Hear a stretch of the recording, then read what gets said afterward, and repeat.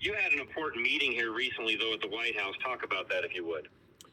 Yeah, so we hosted a series of Latino roundtables, both at the White House and then throughout Washington, D.C., with various leaders, both from the White House administration and also various members of Congress.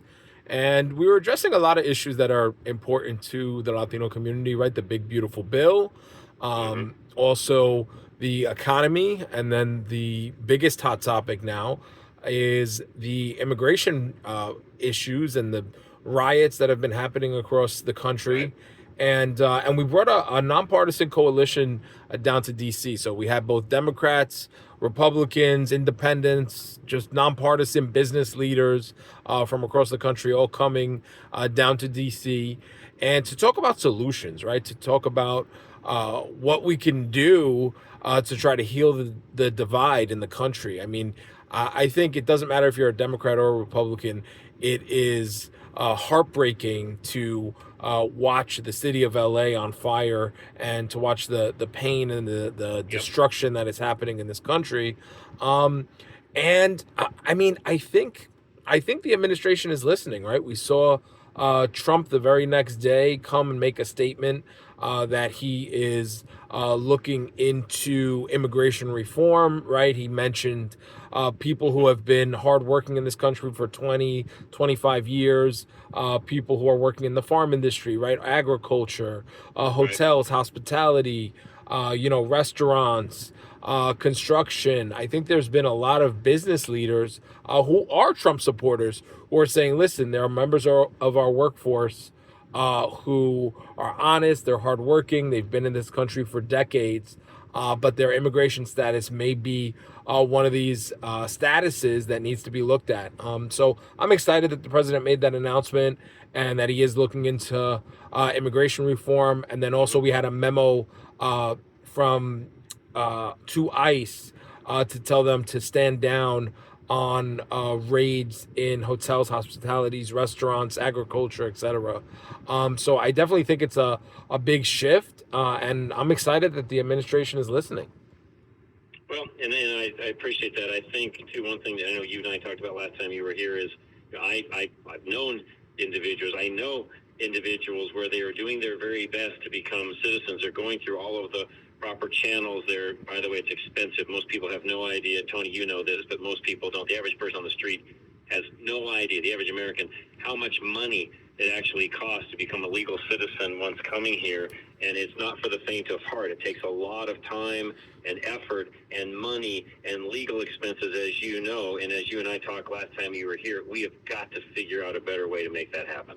Yeah, and bureaucracy, right? There's all these Bureaucracy, different too. Yes, appointments, yes, all this yes. paperwork, right? That's right. Like if I had to go through that process myself, I'd be overwhelmed and it would be difficult, right? And because it's not only hiring a lawyer, but it's also Tony, jumping through all these I'll say hoops. this. There may be some folks out there that don't appreciate me saying this, but there are born and raised Americans just like me that would have a hard time meeting the stringent demand of what it takes for an immigrant to come here and become a citizen. And I'm not exaggerating in saying that. Absolutely, and the systems that are in place for legal immigration are completely overwhelmed because we had millions and millions of new people coming through this process and overwhelming the system. And the one quote that I've been telling everyone that I met in DC is it's kind of a pendulum swinging, right? We swung so much in the wrong direction under Biden with millions and millions That's right. unforeseen. The official number is 10 million. But that doesn't include all the people we don't know about. Other That's right. estimates have it at 15 to That's right. 20 million people that came into the country in the last 4 years. And so now the pendulum's swinging the other way. And unfortunately, there's a lot of innocent bystanders that are getting hit. So I'm excited that the Trump administration is taking a second look. Listen, Latinos, we do not want cartel members here. We do not want open borders. We do not stand for that. But we also need to look at the reality. The reality is a big part of the American workforce is immigrants. We're a nation of immigrants. You look at the Italians and the Irish in the turn of the last century, and it is the Latinos in the turn of this century. And we need to create a pathway so that they can pay taxes, they can become productive members of society, and we can do things the right way. Tony, I'm one where honestly, I don't even care. Honestly, I don't care where they've come from. I don't care. At the end of the day, they could be born here. They could have come here. To your point, I want it done legally. I want closed borders. I want a merit-based immigration system. But at the end of the day, I also know that we do need workers. Our birth rate right now is below what it takes to keep an economy rolling along. We're at 1/6 or so, and by the way, dropping. We're not adding to that, which I will say this, and I think I hope I can say this and not offend anybody. A lot of the immigrants that come to this country will help us with that birth number because they still believe in hardcore family values, much like a lot of the rest of us that had kids did. And I'm not saying there's anything wrong with people not having kids, but Tony, we're now in a day and age in America where we're not having enough to keep our economy going. We've got to change that. No, absolutely. And there's two main points that I want to touch on. Number one is right now the immigration process. You can hate it or love it, but these people are a part of the economy, right? So they're here illegally, they're here on asylum, and maybe they're not asylum seekers legitimately. Maybe they're not here for political persecution, but they're here for financial reasons, right? They're not political asylum seekers. They're financial refugees, right? They're coming here for a better life, for a better school system, etc. So we need to have a way so that they don't have to lie. They don't have to go and say, hey, I'm in fear for my life. My government's going to kill me. That's what these people have to say now so that they can qualify for asylum. So we need a system for these financial refugees, right? The second point that I want to make is whether we like it or not, these people are part of our economy now, right? They are working in all these various industries, right? The hardworking ones, right? Kick out the cartel members, kick out the people who are on welfare, kick out anyone who's not a productive member of society. But we do have a huge immigrant population that are a part of the American economy. And if you just pull all of these people out, full stop, the economy is going to crash. No, I can't disagree with you on that. And I think that's where I think even Trump understands that you've got to be a little bit more careful about how you go about some of the things that we're doing. And everybody wants it done. Everybody, I should say. The majority of people want it done correctly. They want it done right. They don't just want, willy-nilly you show up and all of a sudden, you're here, you get a job, you get a handout, you get this, you get... No, nobody wants that, Tony. You don't want that either. I don't want that. But as I've said before, and something else, by the way, that needs to have a revamp is even our visa programs we've got when it comes to bringing workers in.